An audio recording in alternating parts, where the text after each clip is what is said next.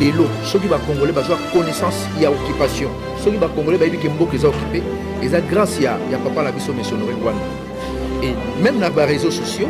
ceux qui lobby moya occupation automatiquement ba lati sur étiquette en Rwanda je pense même yo que ba benga ronde dans mon avis mais mutulwa Tshisekedi daza ko incarner mensonge dans mboka wana mutulwa Tshisekedi soka promettre ba congolais lelo ceux qui bozo croire na ba promesse ya papa wana Tshisekedi aza lokwa météo Aza météo donc à cause ça bino couleur mususu tout un coup a changé forme Chilombo akoki kozala obstacle ya soulèvement populaire au biso toujours salaté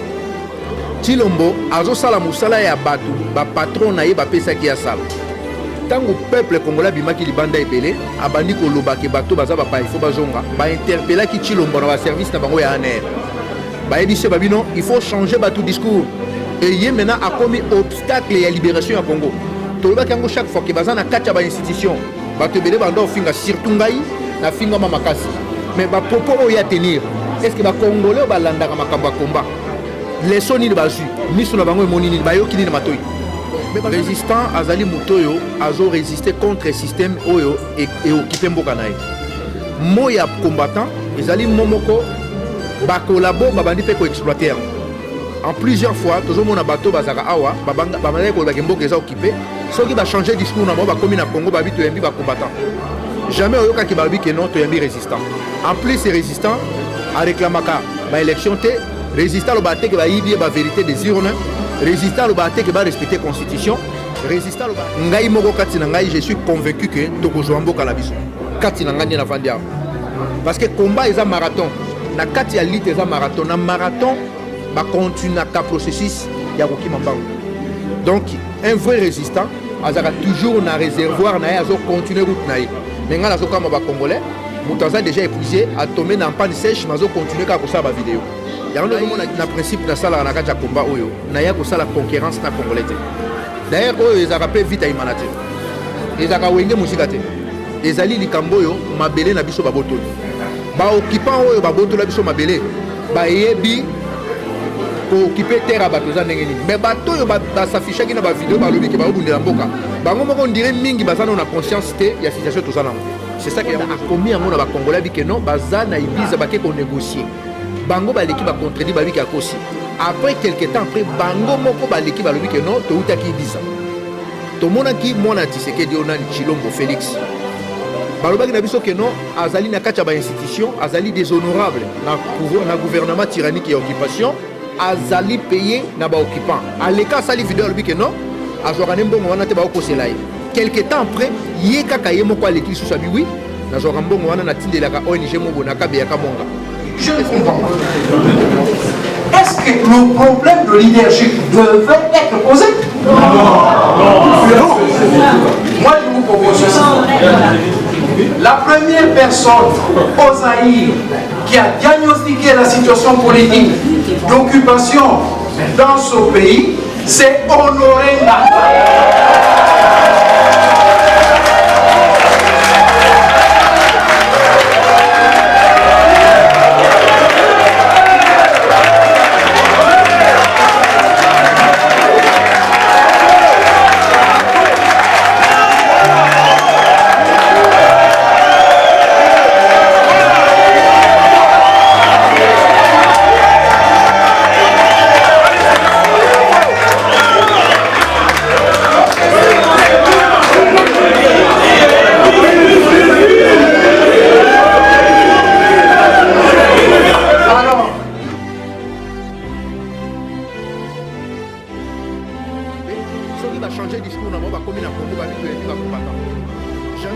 Bote balandi ya www.masoloasika.com lelo tozali awa na kati ya France na Villeneuve toyaki mpona na conférence oyo ya CCDP asalaki mpona bato bakutana mokolo lelo vraiment na vu occasion ya kokutana na colonel Odombo azali président ya CCDP awa na kati ya France na kolinga vraiment na tuna Odombo mutuna oyo po Odombo oza mutu ya liboso oyo oza mutu ya liboso oyo obimisaka naloba nini obimisaka initiative oyo ya koloba ete Honoré Ngwanda azali mutu ya yambo oyo vraiment faut totia na tête ya résistance oyo sikoyo lelo to na kati ya conférence ya CCDP tomoni plein bato batondi bato vraiment ba esalima plein vraiment oyo pe mbala liboso pe ngana mona ba plein surtout oyo na tambola ba résistance et pression pour na mkona lelo zaboni. Merci tout d'abord na question na yo maman. Ngana ebe ke osala mabo parce que moni vérité ba congolais siko ba découvrir vérité za wapi lokuté za wapi. Ndengo poser nga question pourquoi na lobaki ke monsieur Honoré Ngwanda azala comme autorité morale na biso parce que combat na biso tozo bunda eza combat oyo muto azo maîtriser dossier oyo lelo soki ba congolais bazwa connaissance ya occupation soki ba congolais ba yebi ke mboka eza occupé eza grâce ya papa na biso monsieur Honoré Ngwanda. Et même dans les réseaux sociaux, ce qu'on lobby moya occupation automatiquement bah là tissu étiquette Ngwanda. Je pense même yope ba benga ronde moi dans mon équipe. Ce qu'on lobby ka occupation, otoko ke na ba élection té, ozala na tendance ni mbala moko ba biso mutangwanda. Donc tant déjà ba sali choix ke mutangwanda yo aza mutu résistance. Ba mususu kuna pe ba bi bango baza pour na soi-disant dialogue ou élection. Mais est-ce que ça donc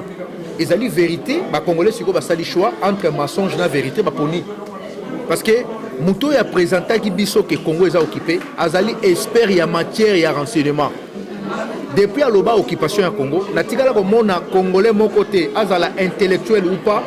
aya à contredire discours ya occupation azalate. Et même ba politicien accompagnateur, ceux qui basent en face de caméra, ba lobara keno bango baza ba opposant. Mais ceux qui kutani na hors caméra, azo biso que non, au sale fort, to yebi ke bino pensande toujours compter sur vous. Si vous avez compté na ba cheval na bango to bato.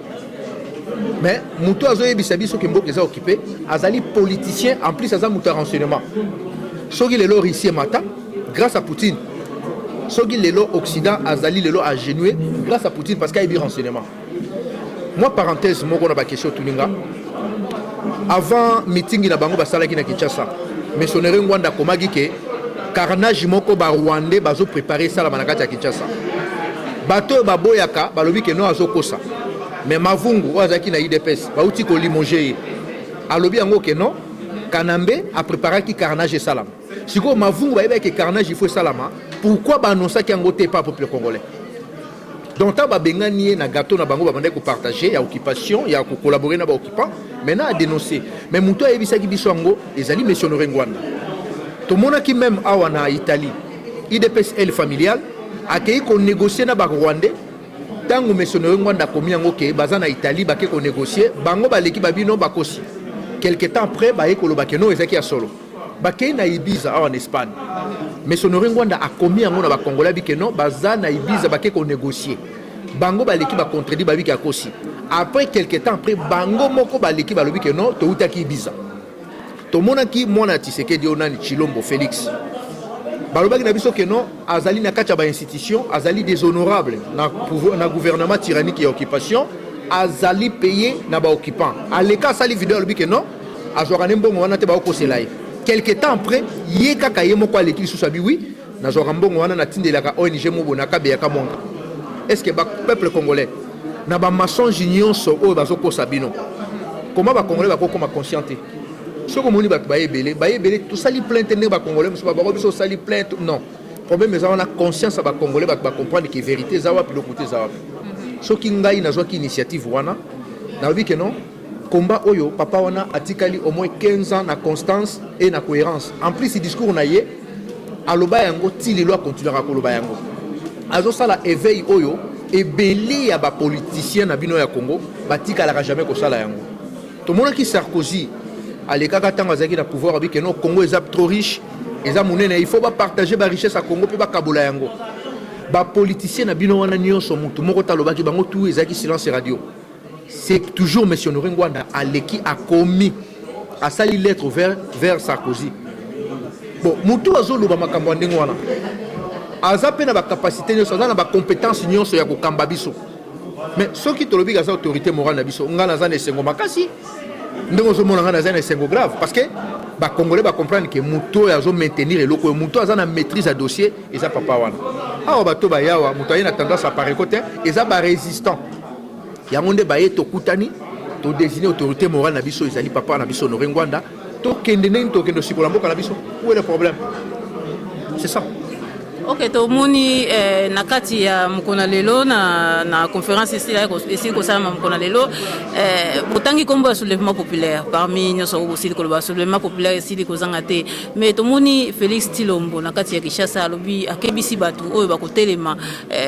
bakozwa problème moko ya munene epa na bango koloba nini na bino batu boza ko préparer soulèvement populaire. Bon, Tshilombo akoki kozala obstacle ya soulèvement populaire au biso tozo sala te. Tshilombo azosala musala ya batu ba patron na ye bapesaki ya sala. Tango peuple congolais bimaki libanda ebele abandi koloba ke bato baza ba pa il faut bazonga ba interpeller ki Tshilombo na ba service na bango ya ANR. Ba yebise babino il faut changer ba tout discours et yé maintenant a commis obstacle ya libération ya Congo. Toloba kango chaque fois ke bazana kati ba institution bato ebele bando finga surtout ngai na finga mamakasi. Mais ba propos ya tenir est-ce que ba congolais ba landaka makambo ya combat les soni de bazu miso na bango emonini bayoki ni matoi mais bazana kacha ba institution parce que IDPS familial bazana ba député na kacha ba institution papa na bango sali 2 ans à Bruxelles là je pense que yo muto banda au foot là hôpital te muto ndor de saïté cela veut dire azala qui financer quelque part ndetili ka sala 2 ans bango bazali ko accompagner occupation Tshisekedi na famille na ye baza ko accompagner occupation ezaki ba congolais nde bazwa siko conscience. C'est ça. Les 19 oyo Etienne Tshisekedi a promettre bana ya Congo babima les 19 c'est là odombo yo komoko ko sala maté. Mais mutulwa Tshisekedi aza ko incarner mensonge na mboka wana. Mutulwa Tshisekedi soka promettre ba congolais lelo. Soki bozo croire na ba promesse ya papa wana. Tshisekedi aza lokwa météo. Aza météo donc akope sabino couleur mususu tout un coup a changé forme. Tshisekedi a yebisaki bino ba congolais ke biso ba bon ngai te ayebisaki ba congolais parce que nga koko sangate ayebisaki ba congolais ke non so toke na ba élection a gagné ba élection soki toke na ba élection Kanambe a triché Tunisie et comme qui joue à tricherie alobi ke bato ba fanda bandako Tshisekedi a yebisi ba congolais ba kanga muto na ba ya na ye na ba singa to mona ki ba aventure salami Tshisekedi a yebisi ba congolais dans tous les cas de figure Kanamba rolongwa Tshisekedi a yebisi ba congolais ka tout sona ba décider a solo na mutu te eloko moko te akosika peuple donc lelo alinga continuer sur quoi endormir peuple donc akende ko bakisa dose ya ponga ba bébé parce que ponga ba bébé a sala ki na 2011 on dirait dose wana ekomi ko diminuer peuple a komi ko koma éveillé yesu ko accueillir encore ko doper encore peuple wana pour continuer la pongi mais tout aussi maté parce que biso tozali peuple wana la chute. OK ndeko dombo na moni mikolo mingi oza ko insister comme ko insister na likambo etali résistance na likambo etali combattant différence nini za na kati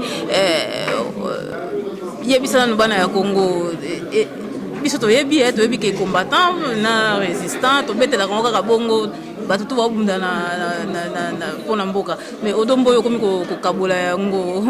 eza e bandi boni za lolenge nini expliquer na peuple congolais. Bon, résistant azali mutoyo azo résister contre le système oyo et occuper mboka nae moya combattant ezali momoko ba collabo babandi pe ko exploiter yango en plusieurs fois toujours mon bateau bazaka awa babanga bamale ko ba mboka eza occupé soki ba changer discours na ba komi na Congo ba bitu yembi ba combattant jamais oyoka ki balbi ke non to yembi résistant en plus ces résistants a réclamaka ba élection té résistant le baté que ba yibie ba vérité des urnes résistant le baté que ba respecter constitution résistant le baté que non biso pe to zui candidat na biso to accompagner na ba élection wana les ali langage ya ba combattant tellement cacophonie kotaki na kati ya résistance yango nde il faut sikoyo ko mettre les choses en règle résistance ali nani combattant ali nani donc biso toza ba résistant tozo réclamer eloko moko te na pouvoir et occupation à part départ ya système wana mobimba parce que bato baza na kati ya système ba se déguiser ba opposant ba ena kan ya ba combattant ba aider isusu bango aussi longtemps que c'est le même machine likamboneti ya Soriano oyo babengaki na Moïse Katumbi alobi ke non défaut penalty ekotaki mais machine oyo et trichaki défaut penalty yango mutu eza en place donc cela veut dire même yé soka za candidat na bango c'est que tricherie wana ko continuer aussi longtemps que résistant azana besoin de machine wana oyo et sali de tricherie to couper yango c'est ça la différence parce que yé Katumbi Soriano alobi ke aligi so Kanambe te po Kanambe a respecter constitution te mais aussi longtemps que na kati ya mboka wana constitution wana etikala jamais ko za la respecter même yé Soriano ceux qui balobi ba respecter constitution donc il faut respecter yango tellement constitution on a ezali charte ya occupation basala yango pona ba occupant basala yango pona peuple té peuple congolais dans la carte constitution té mais ba politicien companateur ne baza ko accompagner constitution on a mutu loko la Tshisekedi alors que quand même il faut respecter constitution mais il y a zali mutu amibeko ayebi bien que na carte constitution na mwana wana ko zala mokonzi na mboka wana té siko mwana wana ko respecter ngo ndenge ni yango no somona différence ezali entre résistant na combattant parce que combattant azo réclamer nyonso oyo ba politicien companateur ba réclamaka siko biso ba résistant ezake il faut ko libérer mboka en plus biso to sala résistance te ka pona to ke lokoma ba ministre to ke lokoma ba député na système non tozo ngano to balayer système wana et après mutu na mutu ko se positionner là après libération ya mboka résistant ko ko za la pe mboka eza libéré a commencé à faire naé et ça pas obligé te ka ki comme politicien mais au combattant azo se retrouver politicien na kati occupation combattant azo se retrouver na parti politique na kati terrain occupation combattant azo se retrouver na kati ya kolobake non il faut respecter délai constitutionnel aussi longtemps que constitution et ko tikala ka jamais ko za la respecter aussi longtemps que système on est dans la terrain na biso c'est ça la différence. Ok, merci mingi ndeko Dombo na nyoso tu ozali ko bunda ozali ko sana kati na libanda ya mboka awa ozali ko s'attendre na nini? Ngai moko kati na ngai je suis convaincu que tokozwa mboka na biso kati na ngandi na vandia parce que combat est un marathon na kati ya lutte est un marathon na marathon ba continue ka processus ya kokima mbango donc un vrai résistant azaka toujours na réservoir na azo continuer route na mais ngala zo kama ba congolais mutaza déjà épuisé a tombé dans panne sèche mais zo continuer ka ko sa ba vidéo ya nous avons un discours ya ba soi-disant combattant et comme que combat na Congo combat longue na Europe mais yo lobi que combat ils sont na diaspora mais aux ça il a ba vidéo pourquoi yo il faut jongati c'est ça le problème donc on monique il faut siko différence ça là entre résistant na combattant Odombo pona ko sukisa na remarquer loko moko awa na kat na bitumba toza obunda eza ke soki lelo oyo neti Odombo asali réunion lelo le 13 neti lelo samedi le 13 elle bande comme susu bako luka kaka batali susu réunion na bango moko le 13 oh wana li susu bako linga batali susu kaka le 13 sikoyo au juste eloko nizo leka na kati ya bitumba bon ngai na principe na sala na kati ya combat oyo na ya ko sala concurrence na congolais. D'ailleurs, ils ont rappelé vite à Imanate. Ils ont wenge musika te. Ezali likambo yo mabele na biso babotoli. Ba occupant oyo babotoli biso mabele. Ba yebi ko occuper terre bato za ndenge nini. Mais bato yo ba s'afficher ki na ba vidéo ba lobi ke ba obundela mboka. Bango moko on dirait mingi bazana na conscience te ya situation tozana. C'est ça que ya on nous omone loko wana. Donc, likambo ya ko bundela mboka ezali likambo volontaire mutu c'est apprendre à laisser soko lingi ko zana biso zali soko za ozan d'accord on a biso te ozana yo na champ libre ya osala oyo. Ok, le basuka nini okoloba na peuple wazali kolanda biso. Elo ngala boyisa ba congolais lelo to désigner monsieur Honoré Ngwanda comme autorité morale na biso ba résistant toujours continuer toujours idéologie na biso nazo bisa peuple congolais bon rejoindre biso na résistance autorité morale et commune Honoré Ngwanda officiellement ba congolais ba limi yango otozaki na bango awa toujours continuer combat na biso ti la libération ya mboka la biso. Ok, merci mingi ndeko Dombo, vraiment merci na ndenge aussi ko répondre na micro na ngai, tomona nimbala ya sima. Merci beaucoup.